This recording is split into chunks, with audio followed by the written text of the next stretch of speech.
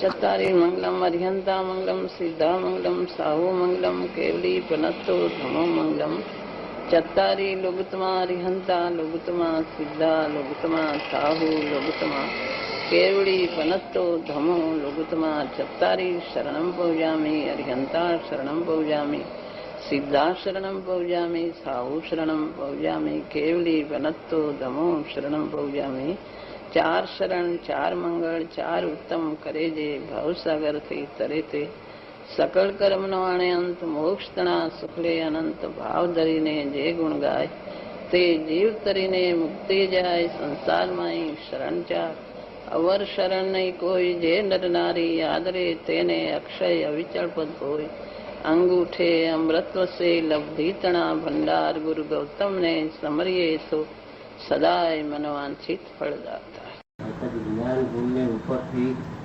ઓળખે છે, ઊંડાણથી ઓળખતો નથી. કથા કરીને ઊંડાણથી કઈ રીતે ઓળખાય?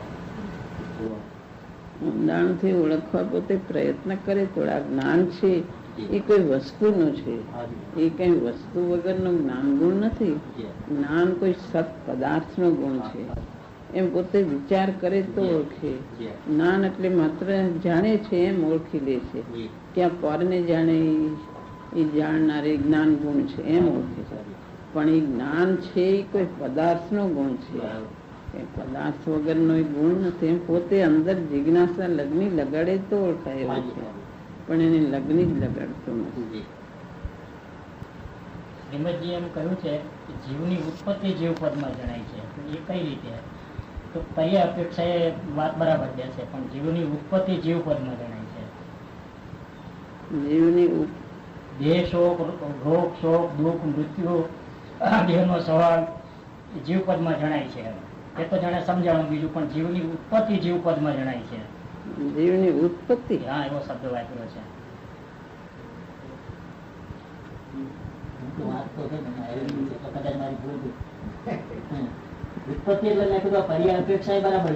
સ્વભાવ છે બધું જણાય છે જીવમાં, પણ એ મૂળ વસ્તુની ઉત્પત્તિ કઈ વસ્તુની ઉત્પત્તિ નહીં. એના પર્યાયનો ફેરફારો થાય એ જીવમાં જણાય છે. એના પર્યાયો પલટાય એ જીવમાં જણાય છે. વસ્તુની ઉત્પત્તિ તો થતી નથી. એમાં હોય તો અપેક્ષા લે છે કે પર્યાયના ફેરફારો થાય એમાં જણાય છે. વિભાવ પર્યાય થઈ રહી છે, વિભાવમાંથી સ્વભાવ થાય, સ્વભાવની પર્યાય થઈ, બધું જીવમાં જણાય. એને જાણનારો જીવ છે. દ્રવ્ય ગુણ પર્યાય બધાને જાણનારો જીવ છે. જીવ પોતે બધું જાણે છે, પોતે પોતાને જાણે છે, પોતે પર બીજા પદાર્થો જાણે. એવો એનો જ્ઞાન ગુણ કોઈ અસાધારણ છે. એ જ્ઞાન એવો અનંતતાથી ભરેલો છે કે એમાં બધું જણાય છે. જ્ઞાનનો સ્વભાવ એવો છે. અનંત કાળ ગયો તો પણ એનો જ્ઞાન સ્વભાવ તો એમને છે, એટલે જાણી શકાય એવું છે. આ શરીર બધું આ વિભાવ સ્વભાવ પોતાનો નથી, પોતે જ્ઞાયક છે. એ બધું પોતે પોતાને જાણી શકે એમ છે. ઉત્પત્તિ એટલે પર્યાયની ઉત્પત્તિ, વસ્તુ તો ઉત્પન્ન થતી નથી. સત શબ્દ છે ને, સત ચિત્ત અને આનંદ ત્રિકાળ ટકનારો છે. એ કઈ વિચાર શૈલીથી ખ્યાલમાં રહેતા? ત્રિકાળ ત્રણે કાર્ય ટકનારો જે છે જે છે એ કઈ એનો નાશ થતો નથી. એ જ્ઞાન ગુણ છે એ કોઈ આ જડમાંથી આવતું નથી. એ જ્ઞાન ગુણ છે કોઈ વસ્તુના આશ્રય છે. જે છે વસ્તુ છે એને કોઈ ઉત્પન્ન કરી શકતું નથી.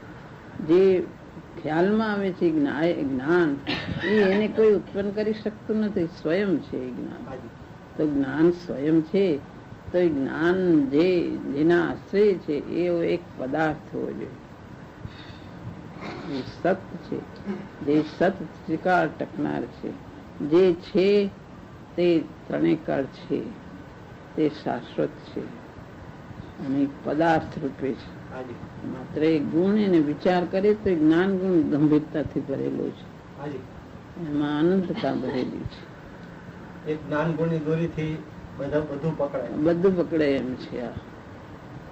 જ્ઞાન છે એ સત છે, સત છે એને કોઈ ઉત્પન્ન કરી ચેતનતા ને ચૈતન સ્વરૂપ છે. જ્ઞાન ચેતનતા ભરેલું છે, જ્ઞાન જડ નથી, જ્ઞાન ચૈતન સ્વરૂપ છે, જ્ઞાન જ્યોતિ સ્વરૂપ છે, ચમત્ક્રાંતિ વાળું છે, જ્ઞાન દિવ્ય સ્વરૂપ છે. એવી દિવ્યતાથી ભરેલું જે જ્ઞાન છે એ સ્વયં સિદ્ધ છે. એ જ્ઞાન છે એ જ્ઞાન પદાર્થ કોઈ પદાર્થ રૂપ છે, પદાર્થ નું સ્વરૂપ છે. એ જ્ઞાન સ્વયં સિદ્ધ છે, કોઈ એ અનાદિ અનંત છે, કોઈને ઉત્પન્ન કર્યું નથી, કોઈ જડ માંથી ઉત્પન્ન થતું નથી જ્ઞાન, કે કોઈથી જ્ઞાન નાશ થતું નથી. એ સ્વયં સિદ્ધ છે. એ જ્ઞાન છે અનંતતાથી ભરેલું દિવ્ય સ્વરૂપ છે. ચૈતન પોતે દિવ્ય મૂર્તિ છે, એનું જ્ઞાન પણ દિવ્ય સ્વરૂપ છે. એક આનંદ નો બોલ બાકી છે.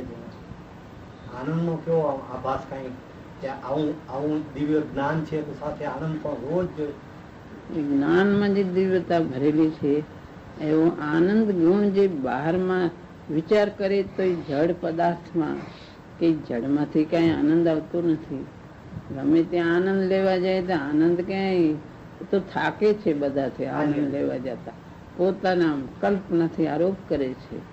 બધી હાલવામાં ચાલવામાં માન ને મોટાઈ ગમે તેમાં આનંદ લેવા જાય છે, ખાવા પીવા બધે થાકતો હોય છે કે કલ્પનાથી શીખવાનું છે.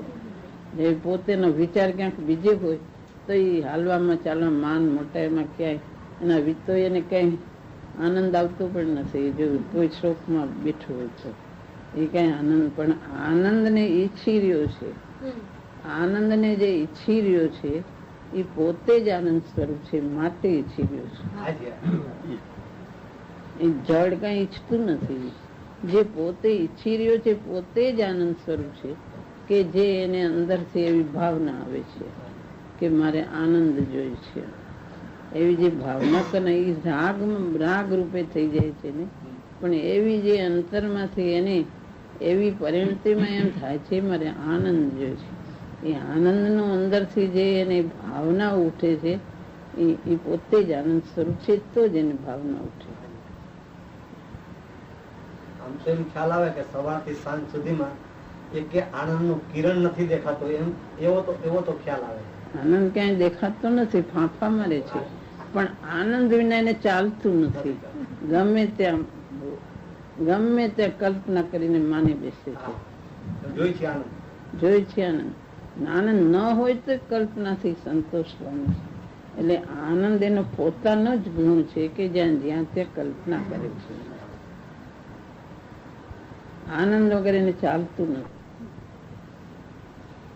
જ્યાં ત્યાં કલ્પના કરનારો એ પોતે દિવ્ય મૂર્તિ દિવ્ય આનંદથી ભરેલો છે. કોઈ અનુપમ આનંદથી ભરેલો છે કે જે બહાર કલ્પના કરી દો છે. આનંદથી સમૃદ્ધ આનંદ શક્તિઓથી ભરેલો એવો ચૈતન્ય દેવ છે. એની દિવ્યતા પ્રગટ કરવા માટે પોતે એવી કોઈ અપૂર્વ ભાવના અને અપૂર્વ એનું રટન ને જિજ્ઞાસા ને એવું પ્રગટ કરે તો એ દિવ્યતા એને પ્રગટ થાય. ભગવાને દિવ્ય સ્વરૂપ પ્રગટ કર્યું, પૂર્ણ કેવળ જ્ઞાન કરીને તો મોક્ષ થઈ ગયો. આ દિવ્યતા ભરેલું પોતાનું સ્વરૂપ જ છે. એને એવી જાતનું જો પોતે એવી ભાવનાઓ પ્રગટ કરે તો એ પ્રગટ થયા વગર રહેતો પણ નથી. આવવી જોઈએ.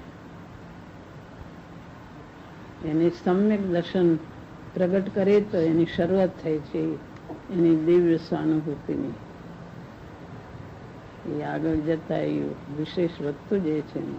પૂર્ણ આનંદ પ્રગટ થાય છે. સ્વાનુભૂતિમાં એક અંશ આનંદ એને અંશે પણ પ્રગટ થાય છે. જેવો સિદ્ધ ભગવાનનો આનંદ હોય એવો જ આનંદ એને પ્રગટ થાય છે. એવો અનુપમ આનંદ કે જે વાણીથી કહી શકતો નથી. કારણ જે કલ્પના બહાર કરી રહ્યો છે એ પોતે સ્વયં આનંદ સ્વરૂપ છે. પોતે અંદરથી જે ભાવના એને ઉઠ્યા કરે છે. આનંદ વગર રહી શકતો નથી. કેટલીક વાર દુઃખમાં આનંદ માને છે. બધી દુઃખ એને દુઃખ જ છે, સુખ છે નહીં. કલ્પના કરે છે, વિચાર કરે, આકુળતામાં સુખ માની લે છે. પ્રવૃત્તિઓ કરવા જાય છે એને એમ થાય મને અહીંથી આનંદ મળ્યા. દરેક પ્રવૃત્તિઓમાં થાકે છે. બહારની કોઈ પ્રવૃત્તિ કરવી એનો સ્વભાવ જ નથી.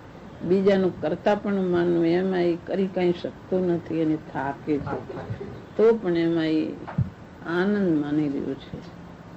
અંદર ઠરી જવું ને નિવૃત્ત થઈ જવું અને અંદરમાંથી કઈ આનંદ પ્રગટે છે એવો એનો સ્વભાવ જ છે. પછી એને એમ થાય કે મને અંતરમાંથી કઈ શાંતિ આવી જાય. એ અંદર શાંતિને ઈચ્છનારો પોતે શાંતિ સ્વરૂપ જ છે. જ્ઞાયકના આશ્રય ત્યાં જાય છે કે હું જાણનારું છું, એમાં જ બધું લાગે છે. એટલો એને વિશ્વાસ આવવો જોઈએ. જીવ શાંતિની ઈચ્છાથી જો વળે તો આત્મા તરફ પણ એમાં જ વળે છે કે મને શાંતિ ક્યાં મળે, મને આનંદ ક્યાં મળે. એ હેતુથી સ્વભાવ તરફ વળે, પણ એને વિશ્વાસ આવે તો વળે છે કે આ શાંતિ ક્યાંય નથી, તો ક્યાંક બીજે કોઈ તત્વમાં ભરેલી છે. એ જડમાં નથી, એને ચેતન જ ઈચ્છી રહ્યો છે. ચેતનમાં ચેતન ઈચ્છી રહ્યો છે માટે ચૈતન્યમાં ભરેલો છે. એ સ્વયં પોતે આનંદ સ્વરૂપ, જેમ સ્વયં દિવ્ય સ્વરૂપ છે, સ્વયં આનંદ દિવ્ય જ્ઞાનથી ભરેલો છે. એક સમયમાં બધે જ્ઞાનની પરિણતિની પ્રગટ થાય છે. એવો સ્વયં આનંદ સ્વરૂપ છે, એવો સ્વયં આનંદ દિવ્ય શક્તિઓથી ભરેલો છે. એને વારંવાર એની શ્રદ્ધા કરે, એની પ્રતીત કરે, એમાં લીનતા કરે તો એ પ્રગટ થાય. તે ન થાય ત્યાં સુધી એનું રટણ કરે, એનું વારંવાર વિચાર કરે, દ્રઢતા કરે. વારંવાર આવે છે મારા જ્ઞાનમાં, મારા ધ્યાનમાં, બધામાં મારા હૈડે વસે, મારા ધ્યાનમાં, જીનવાણે, મારા હૃદયમાં એ ચૈતન દેવ વસે. મારા હૈડે આજો, મારા ધ્યાન મારા ભાવે એમ શુભ ભાવમાં દેવ ગુરુ શાસ્ત્ર અંદર ચૈતન દેવ મારા હૈડામાં, મારા ભાવમાં, મારા ધ્યાનમાં બધે સમ્યક દર્શન થાય એટલે તો એને ગ્રહણ જ કરી લે છે. એનું ગ્રહણ કરે છે કે એની દ્રષ્ટિનો દોર ત્યાંથી છૂટતો નથી. એ દ્રષ્ટિનો દોર જે એને બાંધ્યો અને જે સ્વાનુભૂતિ પ્રગટ થઈ તે બસ પૂર્ણતા પ્રગટ કરે એને છૂટકો થાય છે. એકવાર અનુભવ થાય એવો એટલે બહારની ચીજોનું આશ્ચર્ય તૂટી જાય, આશ્ચર્ય છૂટી જાય છે. અને પેલા એને ભાવના થાય કે બહારથી આશ્ચર્ય છૂટીને અંદર જાય છે કે અંદર કઈક બીજું છે, અંતરમાં છે, બહાર નથી. એવો એને મળ્યા પેલા વિશ્વાસ આવે છે, આકુળતા દેખાય છે, ક્યાંય શાંતિ નથી. બધેથી થાક લાગે છે, બધેથી જે ઈચ્છા પ્રમાણે કઈ થતું નથી. કાંઈક ભાવના હોય કાંઈક બને છે એટલે એને આકુળતાથી થાકે છે. અંદર વિચાર કરીને અંતરમાં જાય છે, અંતરમાં જ શાંતિ છે, એ ક્યાંય નથી. ભલે આનંદ એને વેદનમાં નથી આવતો પણ એ નક્કી કરે છે કે આનંદ છે, બીજે ક્યાંય નથી.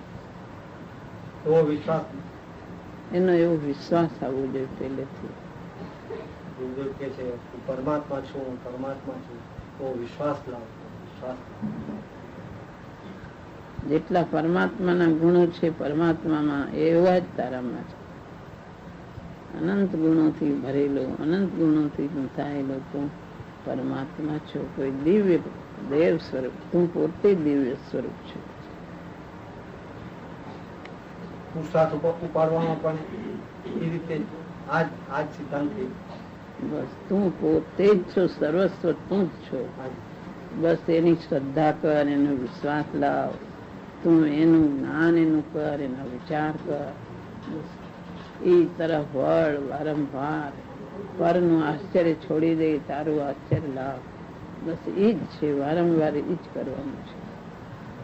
આગળ વધવા માટે શાસ્ત્ર, સ્વાધ્યાય શાસ્ત્રમાં શું માર્ગ આવે છે. ગુરુદેવે ઘણા પ્રવચનો આપ્યા છે, એમાં માર્ગ ઘણો જ બતાવ્યો છે સ્પષ્ટ કરીને. એટલે એ વિચાર કરવું, એનું વાંચન કરવું, સ્વાધ્યાય કરવી, અંતરમાં એની લગ્ની લગાડવી, જિજ્ઞાસા લગાડવી. આત્મા કેમ સમજાય એને માટે. આત્મા જાણનારો નાયક છે, આ શાશ્વત તત્વ છે, અનાદિ અનંત. એનો કોઈ દી નાશ થતો નથી, સ્વયં સિદ્ધ આત્મા છે. એને ઓળખવા માટે પ્રયત્ન કરો. આ શરીર જડ કંઈ જાણતું નથી, અંદર વિભાવ થાય એ પણ આકુળતા છે, પોતાનો સ્વભાવ નથી. એનાથી જુદો આત્માને જાણો. એ જુદો જાણવા માટે પ્રયત્ન કરો. એને માટે આત્માનું સ્વરૂપ શું, દ્રવ્યગુણ પર્યાયનું શું સ્વરૂપ છે, આ પૂતગળનું શું સ્વરૂપ છે, એ બધું વિચાર કરીને ઝીણી દ્રષ્ટિએ એને વાંચવું. શું એને વસ્તુ અસલી સ્વરૂપે શું કહેવાય છે, એને પર્યાયથી શું કહેવાય છે, એની દરેક અપેક્ષાઓ સમજીને યથાર્થ સમજ્યો. અંદર એની લગ્ની લગાડી કે વસ્તુ દ્રવ્ય સ્વભાવે તો નિર્મળ છે, એમાં અશુદ્ધતા પ્રવેશ કરી નથી વસે, તો પછી આ વિભાવ શેનો, આ દુઃખ શેનો, આકુળતા શેની બધી છે. માટે આત્મામાં વિભાવ પરિણતિ થઈ રહી છે પોતાના પુરુષાર્થની મનતાએ, અને પોતે ભ્રાંતિ કરીને આ શરીર તે હું ને હું તે શરીર, અને આ વિભાવ રાગ દ્વેષ બધાથી જુદો આત્માને જાણતો નથી, અને દરેક સુવાસો વિકલ્પની અંદર એકત્વ થઈ રહ્યું છે. એનાથી પણ આત્માનું સ્વરૂપ જુદું છે, પણ એ પર્યાયમાં છે ખરું. તદ્દન એકાંત જો શુદ્ધ હોય તો પુરુષાર્થ કરવાનું રહેતું નથી. પર્યાય અપેક્ષા એમાં અશુદ્ધતા છે, ને દ્રવ્ય દ્રષ્ટિએ એમાં શુદ્ધતા છે. જેમ સ્ફાટિક સ્વભાવે નિર્મળ છે, મૂળ સ્ફાટિક સ્વભાવે નિર્મળ, એમાં લાલ પીળા ઓલા ફૂલના સંયોગે લાલ દેખાય, પીળું દેખાય, બધું દે, પણ નિમિત્ત નિશ્ચય, પણ એ પરિણમન પોતાનું થાય છે. એ પરિણમન પોતાનું છે, પણ સ્વભાવે નિર્મળ છે. એ બે અપેક્ષાઓ સમજીને મૂળ અસલી સ્વરૂપને સમજવું. કારણ અનાદિકાળથી જીવે વિભાવમાં શુભ ભાવો ઘણા કર્યા, પૂર્ણ બંધ થયા, દેવલોક ગયો, પણ પોતાનું સ્વરૂપ ઓળખ્યું નથી. દેવલોક પણ તેઓ શુભ એવા શુભ ભાવો સખત કર્યા કે જેનાથી પણ આત્માને ઓળખ્યો નહીં. આનંદકાળ પોતે દ્રવલિંગી મુનિ થઈને નવ ગ્રેવેક ઉપજાવ્યો, ગ્રેવેકમાં ગયો, પણ બહારથી એવી સખત ક્રિયાઓ પાડી કે જે ક્રિયાઓની શાસ્ત્રમાં આવતી હતી એ પ્રમાણે, અત્યારે તો એવું દેખાતું નથી, શાસ્ત્રમાં આવે એ પ્રમાણે પાડ્યું, પણ શુભ ભાવથી પૂર્ણ બંધાણા. પણ આ બધાથી જુદો હું આત્મા એને ઓળખો નથી. માટે આત્માને ઓળખવા પ્રયત્ન કરો, પણ આ વચ્ચે એને આવે ખરું. એટલે એ જે શુભ ભાવ પૂર્ણબંધનું કારણ, એટલે કાંઈ એ વચ્ચે આવતા નથી એવું નથી. જો શુભ ભાવ છૂટે તો અશુભમાં જાય, તો પાપ બંધનું કારણ. પણ અશુભથી બચવા માટે વચ્ચે શુભ ભાવો, દેવ ગુરુ શાસ્ત્ર એની મહિમા આવે, અને આત્માને ઓળખવાના. અને આ મૂળ વસ્તુ રુચિ આત્માની હોવી જોઈએ. અનંતકાળથી એમાં અટકી ગયો છે પાછો શુભ ભાવમાં, પણ એનાથી જુદો આત્મા છે ને ઓળખતું નથી. પણ એ વચ્ચે શુભ ભાવો આવ્યા વગર રહેતો નથી. શુદ્ધાત્મા કેમ ઓળખાય એનો પ્રયત્ન. આ બે અપેક્ષાઓ સમજવી. દ્રય કઈ અપેક્ષા એ છે ને પર્યાયમાં શું થાય છે. બે મૂળ અસલી સ્વરૂપે શુદ્ધતા છે, અને પર્યાયમાં અશુદ્ધતા છે. પાછું એકાંત શુદ્ધ થઈને શુષ્કતા ના આવી જાય એનું ધ્યાન રાખવું. અને હૃદય પોતાનું ભીંજાયેલું રહેવું જોઈએ કે અનંત કાળથી આ રખડો, આ જીવને અંદર આ દુઃખ છે, એનાથી આ વિભાવથી વિરક્તિ વૈરાગ આવવો જોઈએ અંતરમાં. એ જ્ઞાન એને યથાર્થ સમજવા અને વસ્તુને સમજવા માટે યથાર્થ પ્રયત્ન, એનું જ્ઞાન યથાર્થ કરે, એને વૈરાગ, એને વિરક્તિ આવી જોઈએ, એની મહિમા આવી. ચૈતન્ય સ્વરૂપ કોઈ અદભુત એની મહિમા, એની મહિમા દેવગુરુ શાસ્ત્રની મહિમા આવી છે. એને ઓળખાવનારા દેવ છે, ગુરુ છે, શાસ્ત્ર બધા એને ઓળખાવનારા. એમાં સાક્ષાત ચૈતન્ય મૂર્તિ ગુરુદેવ એને જે માર્ગ બતાવ્યો, જે સાધનાનો માર્ગ બતાવ્યો, એના ઉપર એને અપૂર્વ મહિમા એવા વગર નથી. પોતાના સ્વભાવની મહિમા આવી, દેવગુરુ શાસ્ત્રની મહિમા. જગતમાં બધું નિસાર છે, એક આત્મા સર્વોત્કૃષ્ટ છે, મહિમાનો ભંડાર છે. અને બીજું શુભ ભાવોમાં દેવગુરુ શાસ્ત્ર એ હોવા જોઈએ. જગતમાં સર્વોત્કૃષ્ટ હોય તો જીનેન્દ્ર દેવ છે, ગુરુ છે સર્વોત્કૃષ્ટ, જે સાધના છે કરે છે, અને શાસ્ત્રમાં એનું વર્ણન આવે છે. માટે એ બધું જગતમાં સર્વોત્કૃષ્ટ છે. માટે એ કરવા જેવું છે. અંતરમાં નાયકને ઓળખીને એ કેમ ઓળખાય એની માટે શાસ્ત્ર, સ્વાધ્યાય, વિચાર, વાંચન એ બધું અંદર હૃદયથી ગુંજાયેલું રાખીને ભવનો અભાવ કેમ થાય એ હોવું જોઈએ. ચૈતન્યનો મહિમા વધારવા માટે શું કરવું? એ શું ચૈતન્ય શું વસ્તુ છે, એમાં શું ભર્યું છે, એનો ગુણ કોઈ અપૂર્વ છે, એવી જે ગુરુદેવ એની મહિમા બતાવતા. એ પ્રવચનોમાં શું આવે છે, એ શાસ્ત્રોમાં શું આવે છે, વિચાર કરીને નક્કી કર્યું.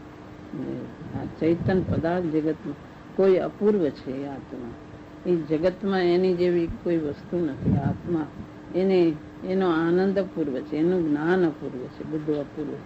જે ક્યાંય કોઈના સાધન વગર અંતરમાંથી જે જ્ઞાન પ્રગટે, જે અનંત મહિમાથી ભરેલું જે જ્ઞાન છે, જે આનંદ, જે એના સ્વરૂપને કોઈ જગતની મહિમા લાગુ પડે એવો અનુપમ છે. એને કોઈ ઉપમા લાગુ પડતી નથી.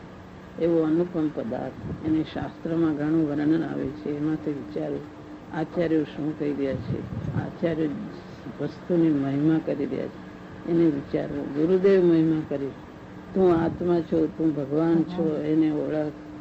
તે ગુરુદેવ કહેતા હતા, એ કંઈક અંતરથી કહેતા હતા, માટે અંતરમાં કોઈ અપૂર્વ પદાર્થ.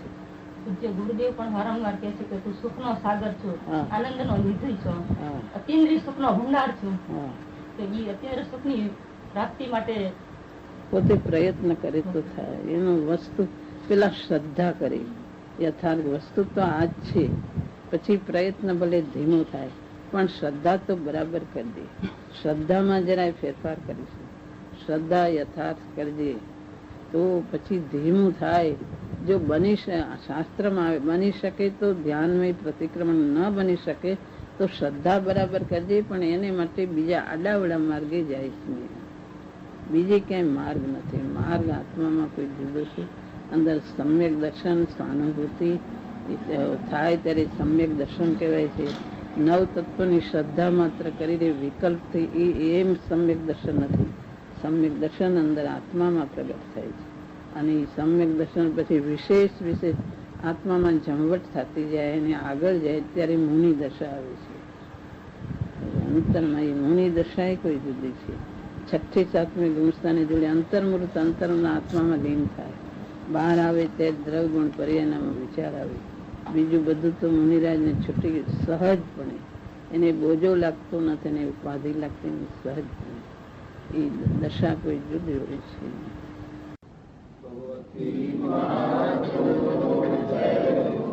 માતાજીની અમૃત